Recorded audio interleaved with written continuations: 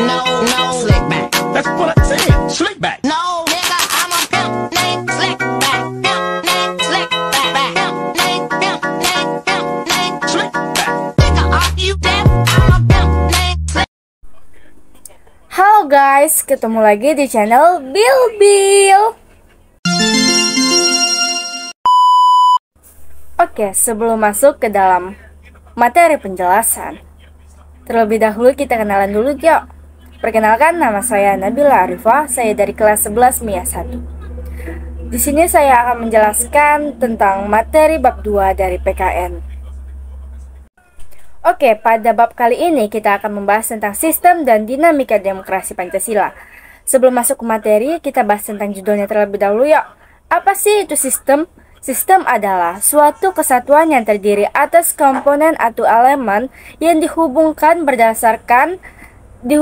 bersama untuk memudahkan aliran informasi materi atau energi untuk mencapai suatu tujuan. Sedangkan demokrasi adalah suatu sistem pemerintahan dari rakyat, oleh rakyat, untuk rakyat.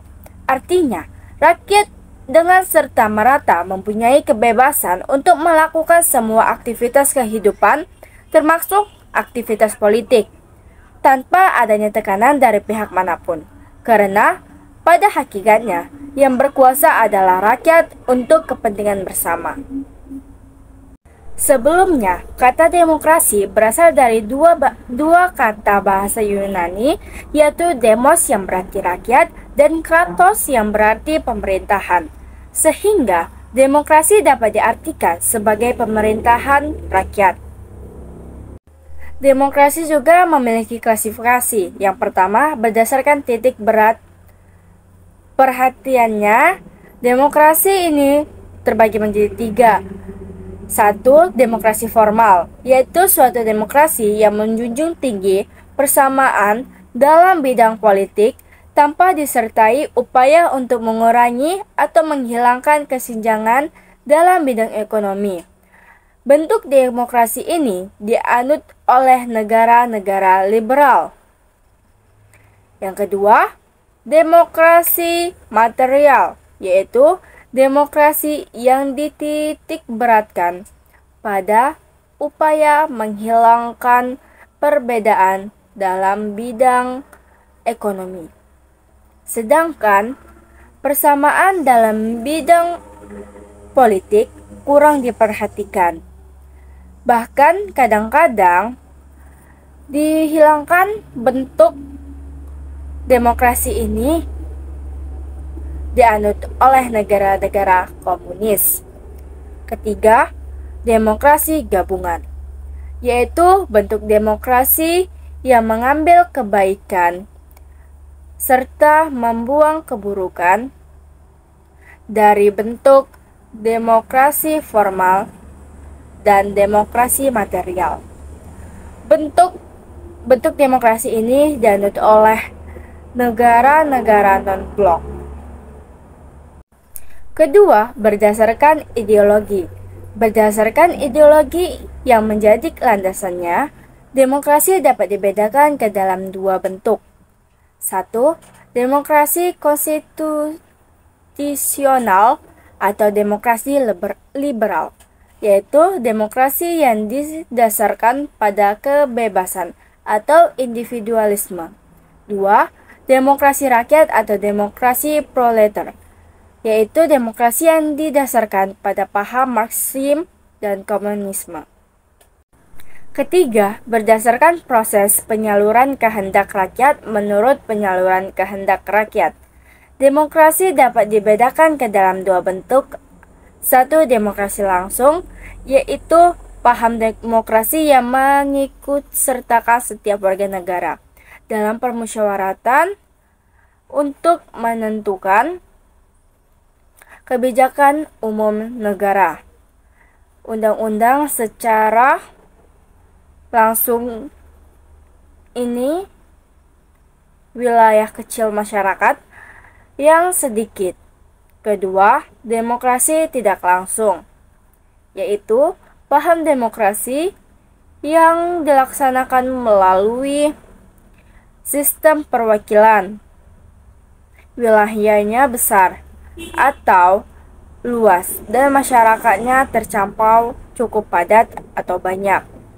Menurut pendapat Henry B. Mayo, sebagaimana dikutip oleh Maryam Budiarjo dalam bukunya yang berjudul Dasar-Dasar Ilmu Politik, mengungkapkan prinsip dari demokrasi yang akan mewujudkan suatu sistem politik demokrasi.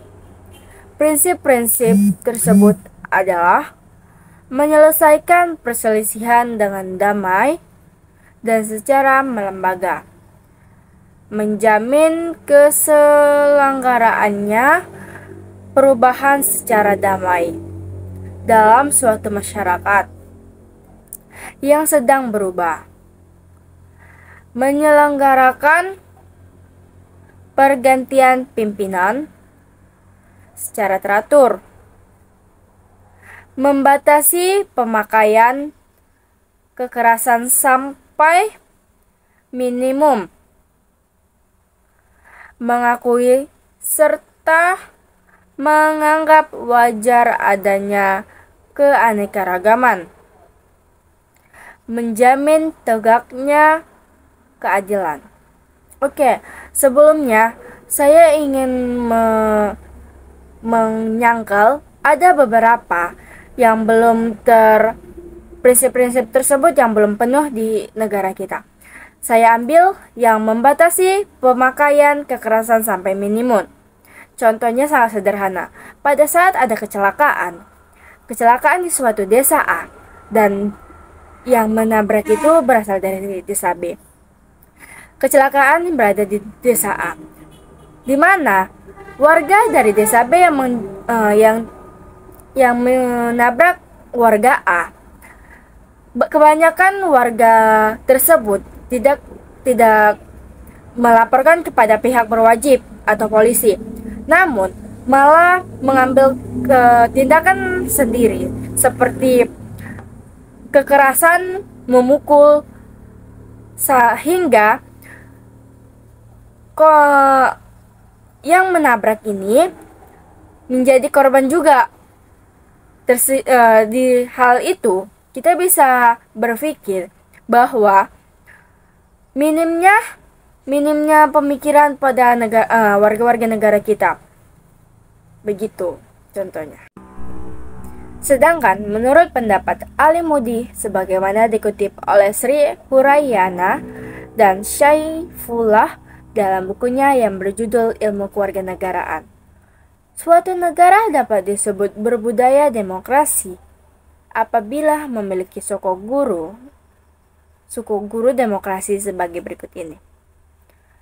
Kedaulatan rakyat, pemerintahan berdasarkan persetujuan dari yang diperintah, hak-hak minoritas, jaminan hak-hak asasi manusia, pemilihan yang bebas dan jujur, persamaan di depan hukum,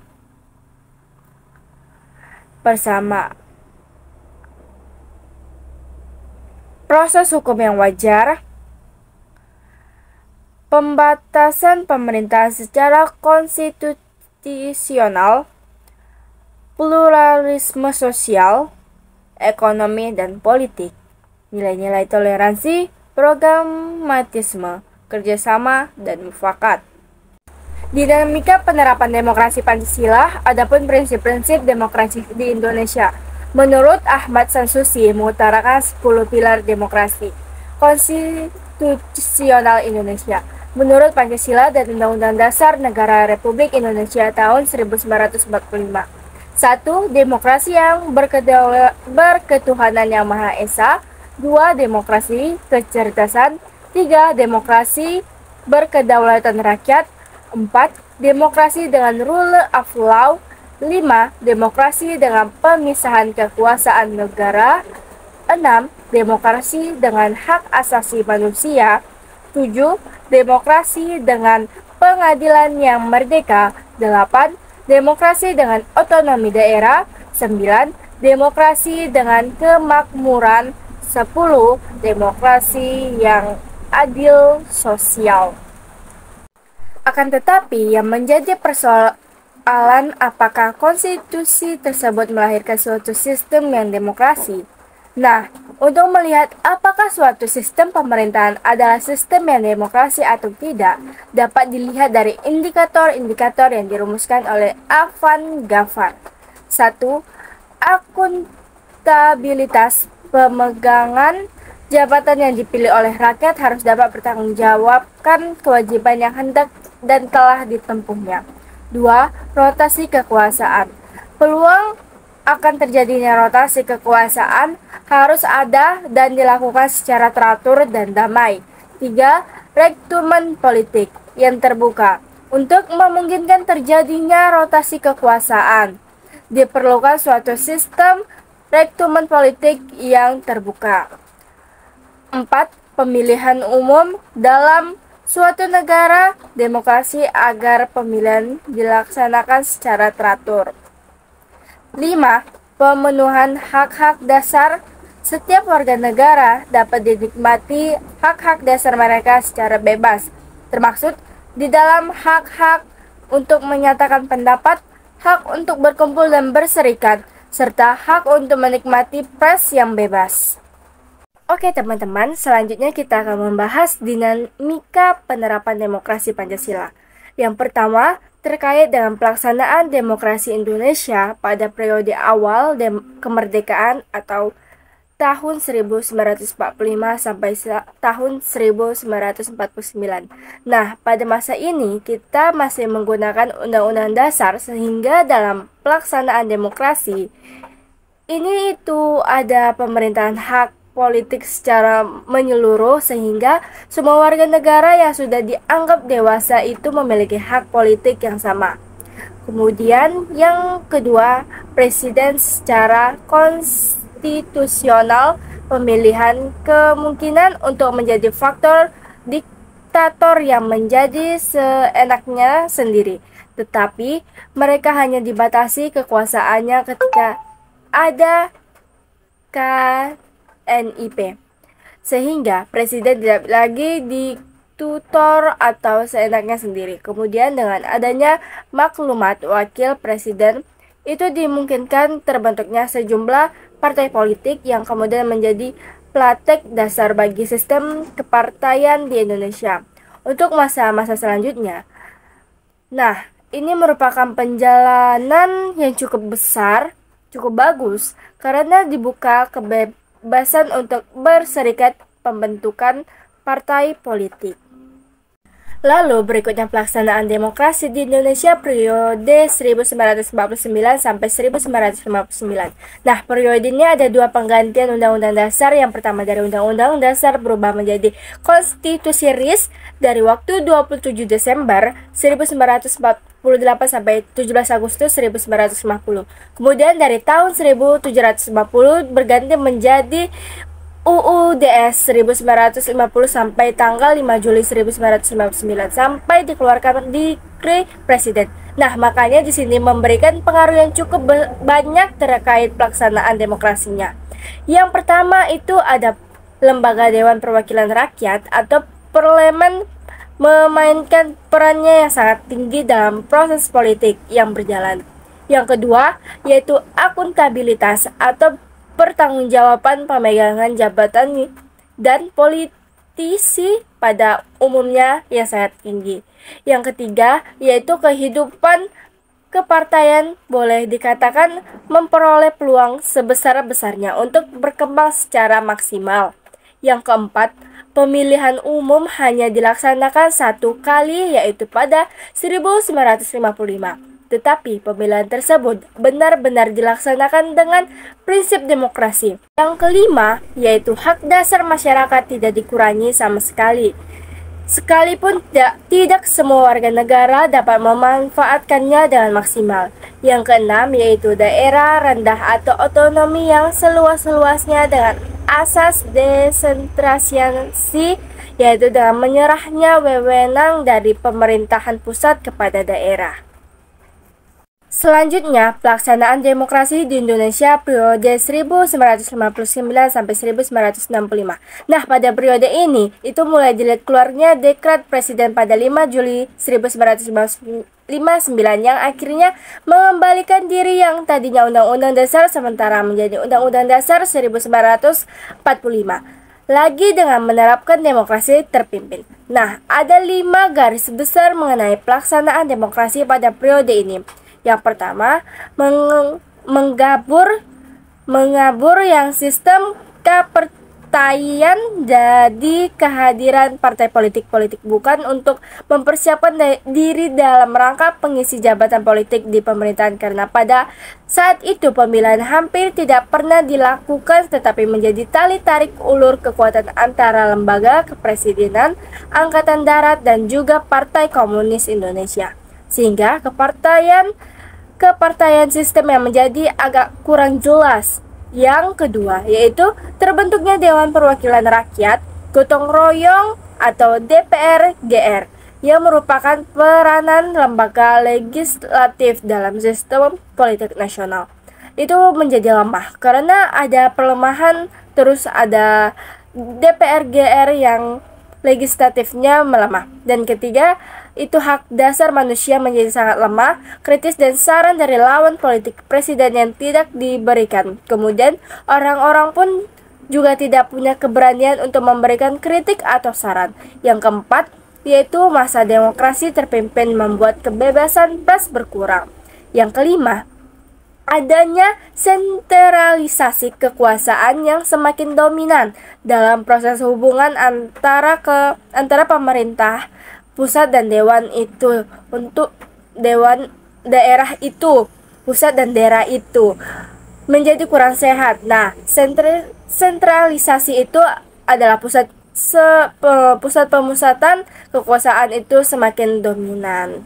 Selanjutnya, pelaksanaan demokrasi di Indonesia periode 1965 sampai 1998. Yang pertama, rotasi kekuasaan eksekutif boleh dikatakan sangat kecil, jadi yang berkuasa hanya orang-orang itu saja. Yang kedua, rekrutmen politik bersifat tertutup. Pemilu hanya berlangsung 6 kali dalam frekuensi teratur setiap 5 tahun sekali, tetapi hanya orang-orang tertentu saja yang menjabatnya. Kemudian yang keempat, pelaksanaan hak dasar warga negara sangat minim karena kebebasan berpendapat tidak dilanjutkan atau tidak dianjurkan, begitu.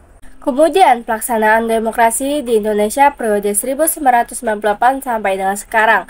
Yang pertama, pemilu yang dilaksanakan jauh lebih demokratis dari yang sebelumnya. Yang kedua, rotasi kekuasaan juga sudah mulai dilaksanakan bahkan sampai ke tingkat desa. Yang ketiga, rekrutmennya juga secara terbuka, tidak ada yang tertutup lagi. Kemudian, yang keempat, hampir sebagian besar hak dasar rakyat dapat terjamin secara adanya kebebasan menyatakan pendapat, kebebasan pers, dan sebagainya. Nah, teman-teman, bagaimana sih cara supaya kita dapat menjalankan kehidupan yang demokratis?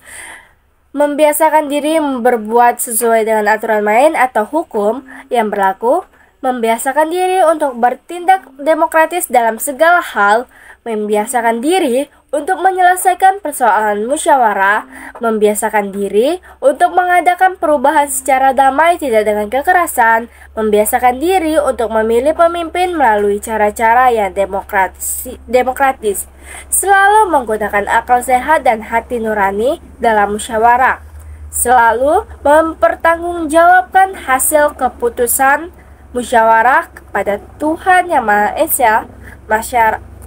Maha Esa, masyarakat, bangsa, dan negara, bahkan diri sendiri, menuntut hak setelah melaksanakan kewajiban, menggunakan kebebasan dengan rasa tanggung jawab, menghormati hak orang lain, dan menyampaikan pendapat, membiasakan diri memberikan kritik yang bersifat membangun.